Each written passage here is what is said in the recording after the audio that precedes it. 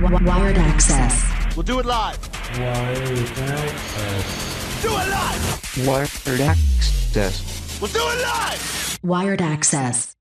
Welcome to Wired Axcess Podcast, where I'm your host, DJ K-Dub Omaha. I know you haven't been seeing the episodes as recent as you were before, but don't worry, we're just saving up because, of course, later in the year, we have a lot going on with high school. Right now, I'm dealing with, of course, lawn mowing and all that stuff, but we appreciate you tuning in.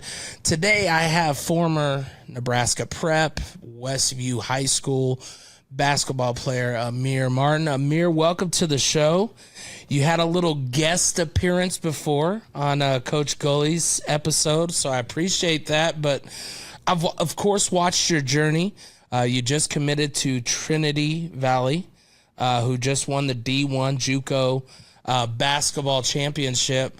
We're obviously going to talk into that, but let's talk about just your story. Welcome to the show, first of all.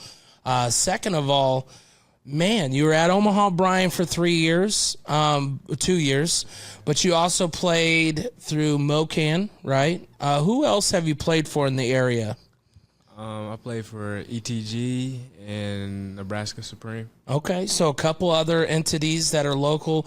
And the reason I bring that up is because there's some people that are all loyal. There's some people that want to just play basketball and learn. And obviously you've learned from a lot of people. I feel it's kind of fully developed your game to who you are today. What all do you remember, like when you even first started basketball? When do you remember? How far back? When I was younger, always had this little rim in the house, and I used to just play on it. But I didn't really take basketball super serious until I got to like seventh grade. Gotcha. So 7th grade, you get into basketball. Are you playing any other sports at that time? I used to play football, and I quit like 6th grade because I used to get like bad migraines. Then I just said, nah, no more basketball. See, and I think some people, you know, those are the things like that you have to understand. If you really start loving a sport, you got to make those hard decisions. Mm-hmm. Do I want to go through what I go through football? Yes, it teaches me things. It teaches me something totally different than basketball, but also a lot of things that you can work together, right? Teamwork. You have to count on more than 4 others. Now you're counting on, 10 others to do the thing. What did you learn from football that helped you with basketball that you remember? Toughness, because you're getting hit, so you gotta absorb the contact. You could put that in the basketball aspect too, like get an and one, absorb the contact. Coaches, it's a lot more coaches on the football field than on the basketball court, so like you hear lots of more voices, and you just gotta pick up on it fast. Pick up what, and that's just it. I mean, we always talk about the game of football teaches you about life, but that's any sport, right? If the coaches do it right. What's the number one aspect that you think that you took from football and said, you know what, I'm going to run with this part of football and I'm going to utilize it in what I do, whether it is going to the rim and finishing and being able to expect that I don't care what's going to happen, I'm going to do what I know I need to do. Never quit, because we've had practices where it was 100 degrees outside and we still running. So I just never quit, never quit anything. So that's hard for kids to realize, right? Mm-hmm. So, of course, you get to middle school, you start really starting to invest in basketball. What's your first select team that you remember playing for? My first ever team was the Warriors, and then I went to T&E. So I was with T&E for like 5 years. Okay, so you got good old Jeff out there. We've had Jeff Kuzman on for a couple of times because we had his son on, and then we had him in for other athletes that he knew. T&E comes in, and of course you, if I'm filling in all the timeline, you're probably there when they first start or first really get going, or maybe a year or two in. What attracted you guys to there? How did you guys get in contact? I had some cousins that played for T&E. Okay. And my first coach with T&E was Coach James. And, he gave me a warm welcoming. So I felt like at home with the team and, got a lot of good relationships out of that. I'm still friends with all of my guys that I played with. And that's what people sometimes forget about these sports, right? And especially as you slowly – move your way up to more competitiveness, because every select basketball is different levels. And it's really what you want out is what you're going to put in, and vice versa. So T&E, of course, they're very dominant in the local area. You start playing with them. You start building that family. When was it that you guys decide, okay, because you go and play for MoCan, which is different. ETG is obviously doing a lot of travel. What do you remember about making that transition just on your AAU before you get to high school? Like once you start playing in them shoe circuits, you realize like this is real. Like, you know, you got guys 6'9", flying, doing windmills, dunking on people. Like that, you don't really see that here. Yeah. There's only a couple of guys that can really do that. So when I'm out of town, you know, I'm seeing this, I'm like, oh, I gotta step my game up, you know. Like that's when I was like, all right, you know, like you gotta get to it. So your first select team after T&E is? ETG. ETG. So you get with King McGee, as he goes by on the social media. You get with the King and all them and some of the boys. And, of course, you're also playing in high school basketball. So you got Coach Gilly at Omaha Bryan. You got Amir that you're playing with, of course, your brother. Amar. Yeah. Sorry, you're Amir. Duh. But anyways, you know, you're starting to build that, and he goes to MoCan while you're doing ETG. What was the thoughts of you going to ETG, and what do you feel like you really took from ETG?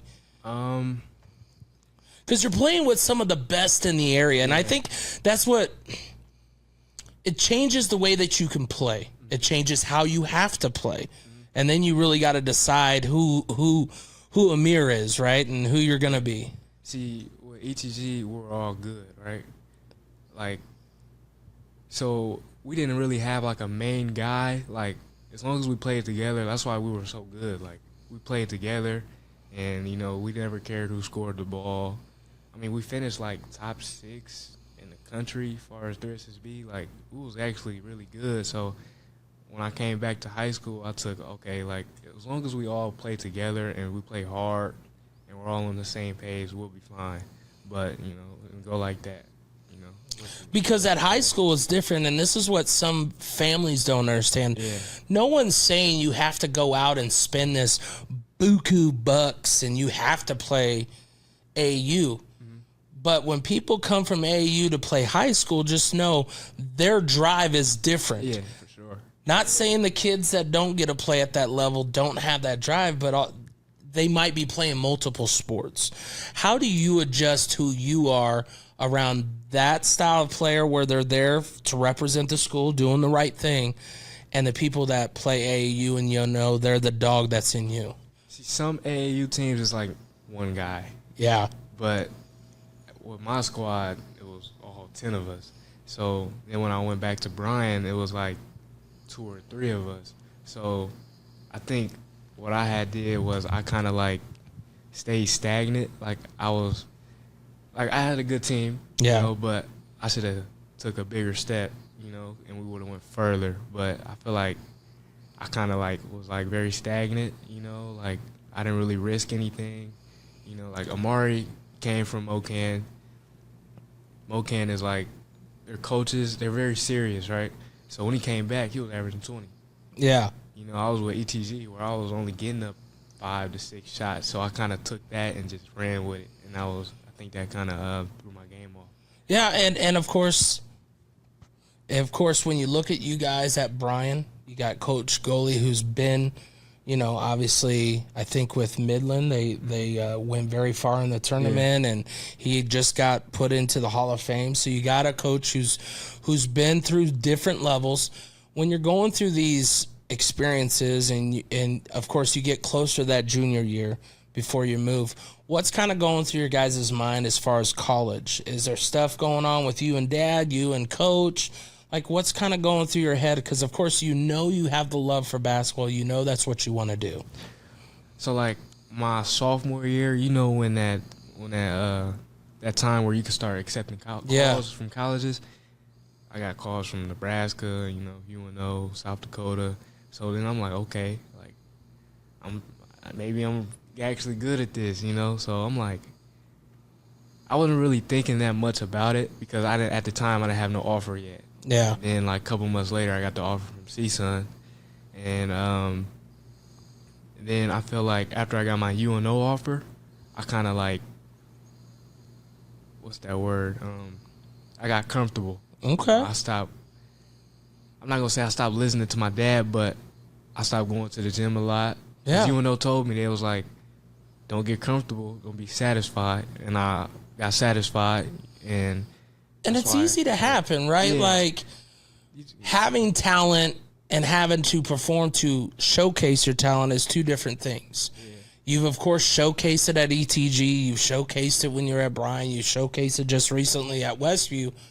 But when you're looking to colleges, it's a whole nother level where that's got to be a continuance where they see it, but you get comfortable. What's some of the mental things that you felt, if you look back at it now, that you'd go, man, I wish I would have known this, or I wish I would have felt this? I mean, I had all the right people around me, like my dad, you know, Amari's dad, Omar, Galen, Coach Fita. You know, they were telling me the right things, but you know, I wasn't listening, wasn't really going to the gym. Like my sophomore year, I was in the gym every day. You know, my junior year, kind of fell into like, oh, okay, I already got this. Like, okay. I didn't keep the same drive that I had before, and I felt like that's why I had that big drop off. Even though like I still averaged the same amount of points as I did my sophomore year, I should have kept going up, you know, and that just didn't happen. Well, but that's the way, you know, when you start to realize and you look at it now, and obviously you're making the right moves because, you know, I was talking to my son. I was like, man, I remember him playing with ETG and then going to MoCan, and it's like, everything's set up right there, but then the route that you have to go at the next level changes because of things that you might have or didn't do. What do you feel like you didn't do to get you the offer that you might have wanted? First, my grades. Like when the young guys ask me like what I could have did or what they should do, just do your homework, you know. No days off, be in the gym every day as much as possible, and then rest. Take breaks. You know, mental breaks. And I felt like if I would have did that and I would have had my homework right and I would have kept striving, anything is possible. But, you know, I'm still in a good situation right now. Though I like I mean, it's not like you're going to just some school. You're going to the top D1 JUCO.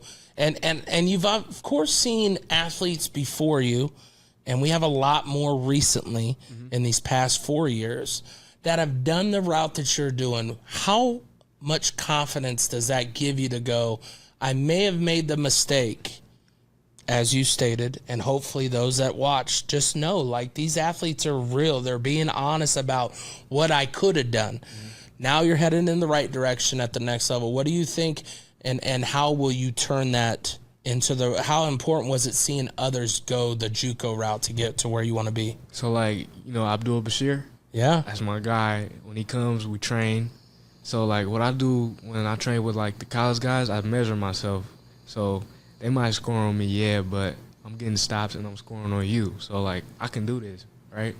Abdul was in the same situation as me. Now he's going to Auburn. Yeah. Like, I know I can do that. So, that gave me a lot of confidence. And then, you know, them saying, like, okay, you got it. Like, you just got to keep working. So, that's a lot of confidence right there. And then I study the game, too. I watch a lot of basketball. So, I'm taking Steph Curry's workouts, you know, Stephon Castle's workout, Jordan Poole. I'm watching all of this. So, I'm like, as long as I'm absorbing the knowledge and everything, then I feel like I'll be fine. So, you get to go to Westview from Bryan. For people that know you, obviously know the real reason, but why did you transfer from Bryan to Westview? What was your kind of outlook? So the beginning of summer, my junior year, I went to go play with Nebraska Supreme, and my plan was to go prep school because Amari committed to Link. BJ and LC were going to Buena Vista. You know, LC's dad got the job, and then Galen was done coaching, right? Yeah. I had to get out of there. I had no reason to stay. Yeah. And my my plan was to go prep. You know, I had workouts lined up with some top prep schools, and I got hurt. My ankle. I messed up my ankle in St. Louis. I was out for like 2 months, but I never like actually took a break. So, my plan was to go prep, but after I got hurt, couldn't do those workouts no more. So then I just had to make a decision. Like, I was actually going to go to Miller South, but then my sister was already enrolled at Westview, and my guys, John, Trey, Taven, they were already at Westview. So I'm like, I'll just go over here, spend this last year with my guys. What's your thoughts when you go from going, I'm going to go prep, and you get injured, and you kind of lose control of what you can control at that time? What was some of the things that you had a battle that you obviously took with a demeanor to Westview, because you guys have brought that school into fruition for everybody to see that don't count OPS out. Sure. Don't count size. Don't get me wrong, there's some good size that could be had, but the size that you guys got are some dogs. Yeah. So July of last year, this is when I really turned it around. I went to Colorado and I was training with Bud, like was running, like, and this is what the football aspect that I brought up, never quit.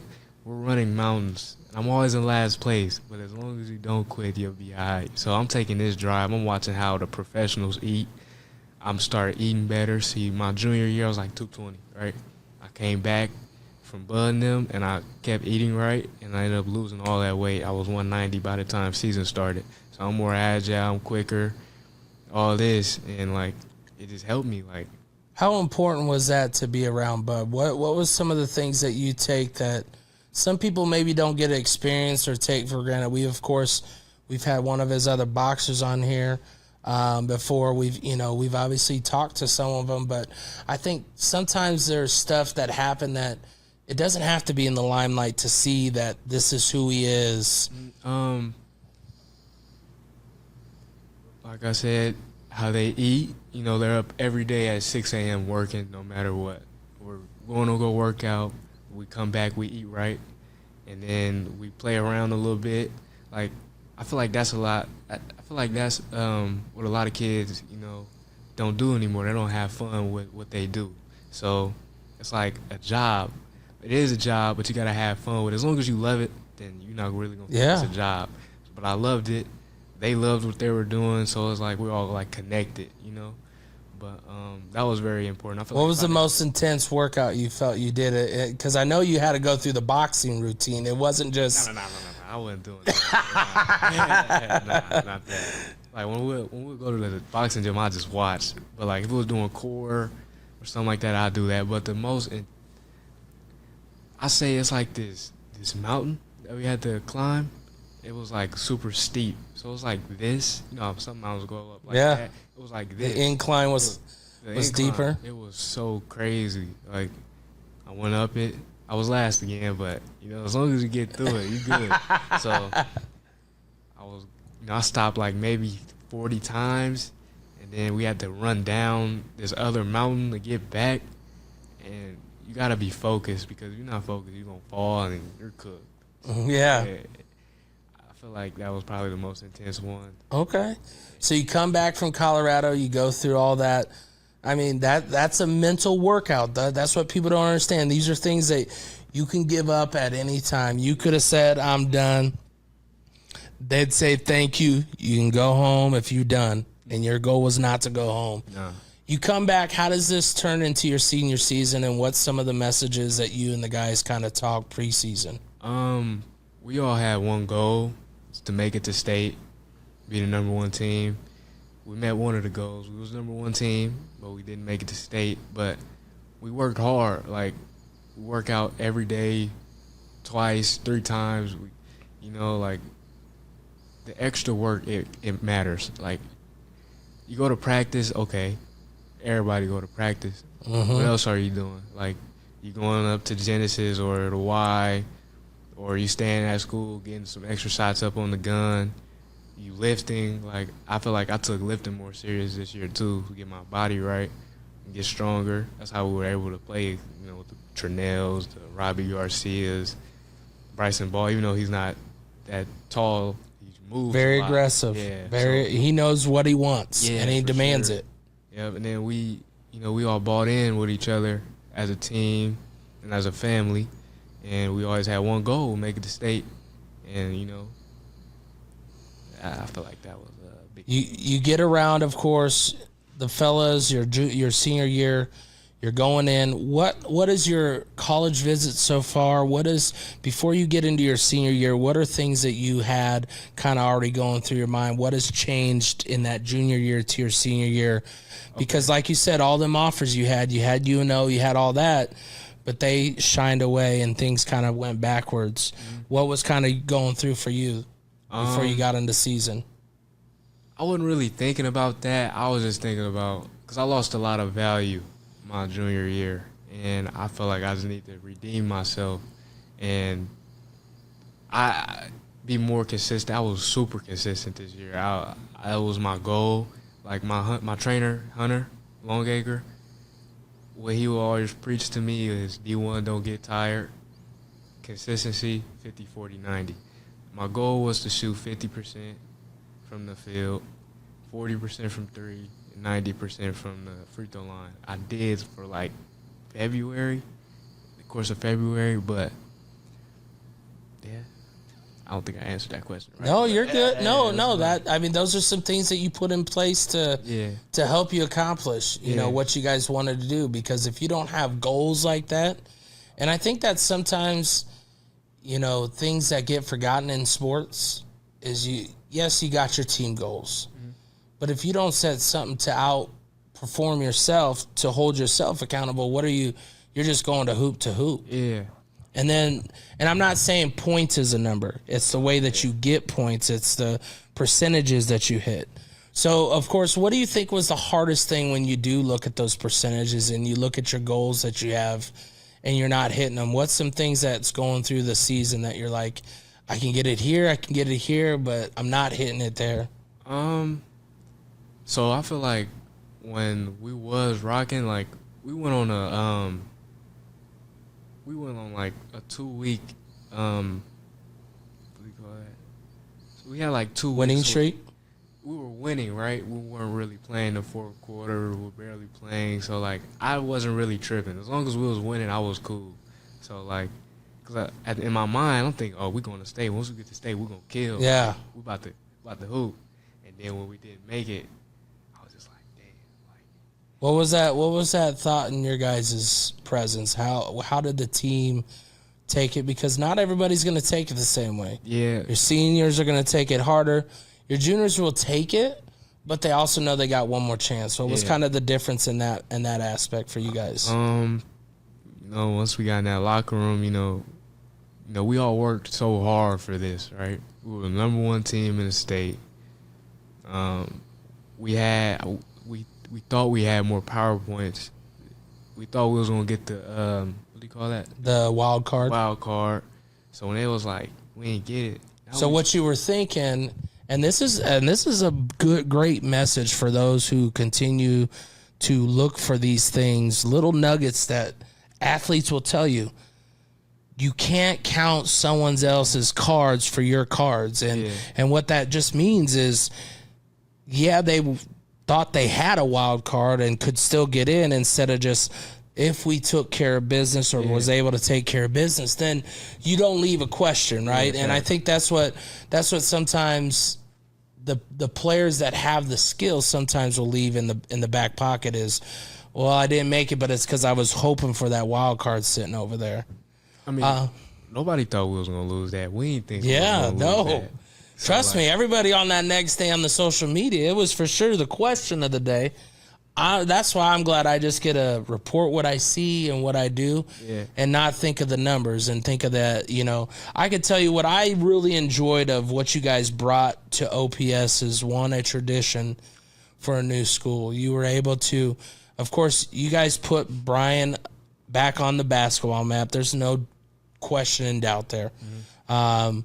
But then when you guys went to Westview, making the right decision, you know, any one of you could have went and played somewhere else. I mean, that's the biggest thing is, do you want to play somewhere else or leave something that you guys left at school way better than it was projected to go in the first couple of years? I mean, you guys are 4 years in that high school. So you're the first class, last class, for yourself of that 4 years. But you guys made it to where it wasn't just in that sport. You guys took that and started running with it because everybody was running with it, whether it was the girls' side, whether it was track and field that really started taking off. So when you think of just that part of Westview and what you were able to be a part of, what does that mean to you, and especially for the Omaha Public Schools that has not had the run for the money? At Westview, everybody is like family there. Like, everybody supports each other. Like, football games, we weren't, that good, but we were decent. We all went out to football games. We supported. Volleyball games, we all went to volleyball games. Softball games, we all went to those. We all supported each other. And, we had wrestling, girls won. Bowling, a girl won. Our basketball team, you see our games, they were packed. But, like, at Westview, nobody hates on each other. Everybody's for each other. And, like, it's just one. Yes. Like, as far as, like, support, that's the best school, like, you could go to. Like, no doubt about it. Was that something you thought you'd ever be a part of coming Honestly, up through the ages? No, because at Burke, we didn't really have it. Brian, it's not really a basketball school. It's more like soccer. And, a lot of people didn't really support us at Bryan. Like, if you looked at our games, we never really had a student section. It was more just people. Like, just and that's what people don't understand is, like, being a person who reports these games, I feel more bad for the kids not going through experiences, for one. But for two, I feel bad just for the camaraderie of the whole school. Mm-hmm. When you're trying to get things established and you're trying, like, home court matters. Yeah, for sure. The fans, the way they get into it matter. Mm-hmm. Don't get me wrong. Parents are loud. Yeah, they're good. Yeah.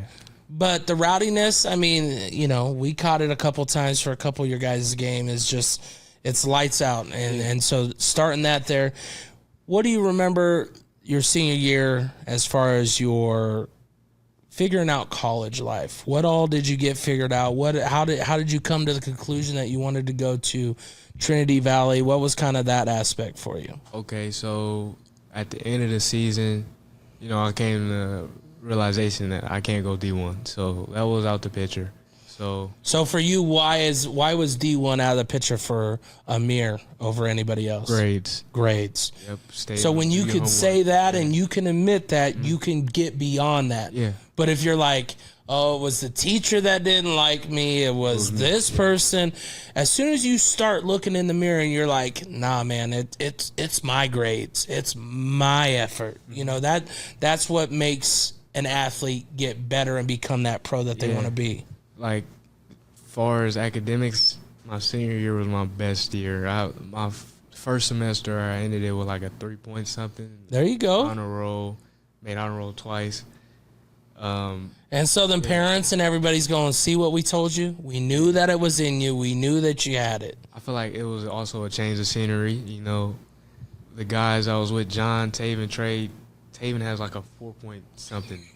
John has a 4-point something. Trey has a 4-point something. Drew, 4-point something. So I'm seeing this. I'm like, I can't be the only one. I want to have something like that too. Well, the biggest thing is, and what I know others probably have said, congratulations on honor roll senior year. Mm-hmm. Whether it's senior year, freshman year, sophomore, the fact is the change that you made to get to there. Yeah. You start looking at colleges. How do you what do you do any visits? Do you do and what's something that you would also look back and go, if I was a sophomore getting this same thing, what's some things that you would refer back to and say, hey, these are things you need to look for as you're talking to people? As far as colleges, I only had a couple. Nah, I'm not gonna say a couple. I think I had like 27. I think it was 27 Division I JUCOs that I was talking to, but none of them really, caught my eye other than Trinity Valley, So I played Mocan. Mocan is probably the best team or team you could ever play for.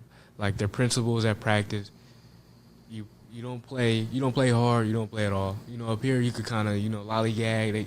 You good coaches still gotta play you. Down there are so many good guys, you don't gotta see the court at all.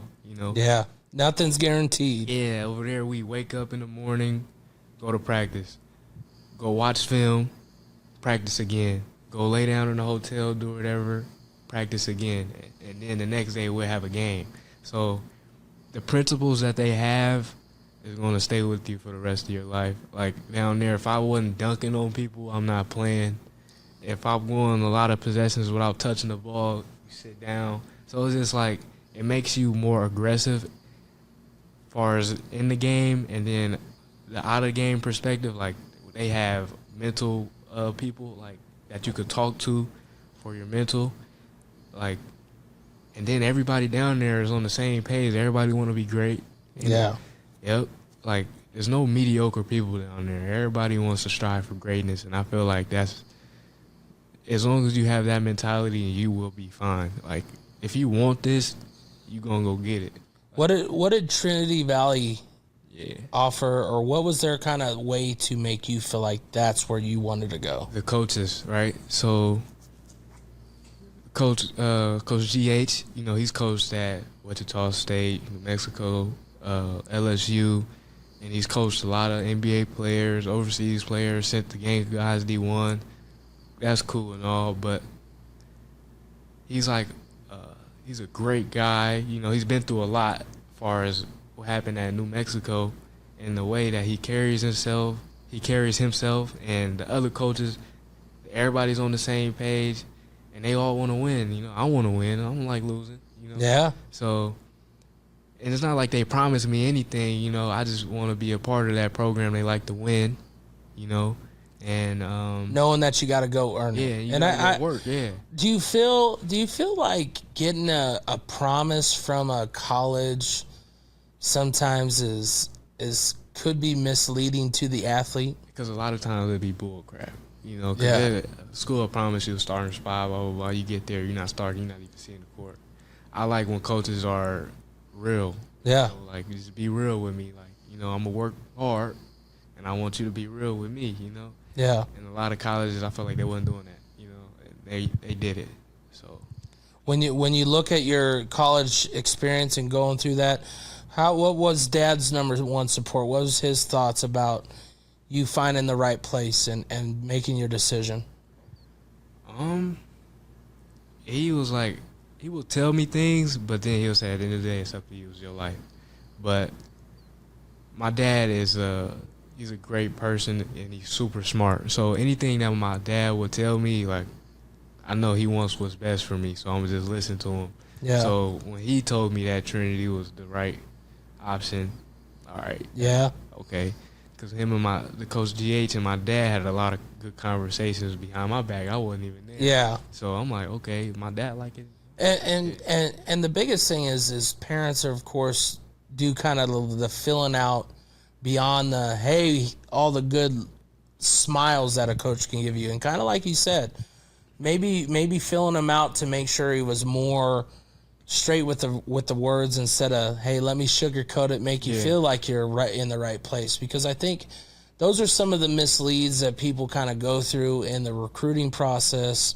Any other players that you kind of talk to in the area that kind of help you think of how this scenario all goes between the JUCO and because we've had JUCO coaches on here and they're honest. Give me 18 months and I'll give you the best results to see where you're going to get to where you want to be.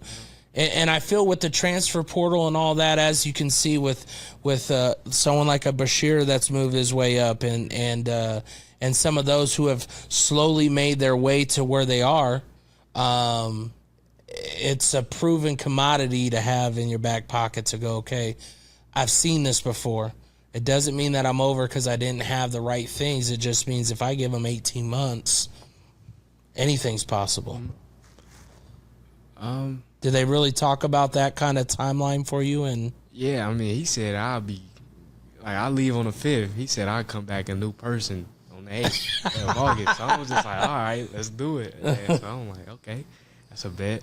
But Denham, Denham Johnson, he went there, and he was kind of telling me about it. And I know if he would have had more time up there, then he probably would be better than what he is.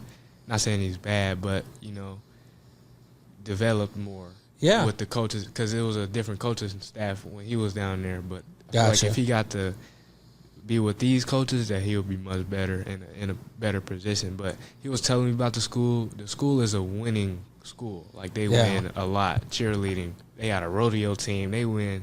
He said rodeo. Yeah, esports team. They win. See, I try telling people, like, and it's more to kind of beat that demeanor of what some parents will be like, gaming is not a sport. You can get college paid for by playing a simple game. And I'm not saying you got to let your kids go that route. Yeah. But if your kid is good, let them be good at whatever it is, whatever sport, whatever it is, because at the next level, there's a lot of unused funds that people are missing out on. So you got to play with MoCan. If you look at your different coaching styles between Bryan, Westview, ETG, MoCan, what's the number one difference between all those, do you think? And what do you think is the number one thing that you felt gave you some kind of consistency, even though the levels for each one is different?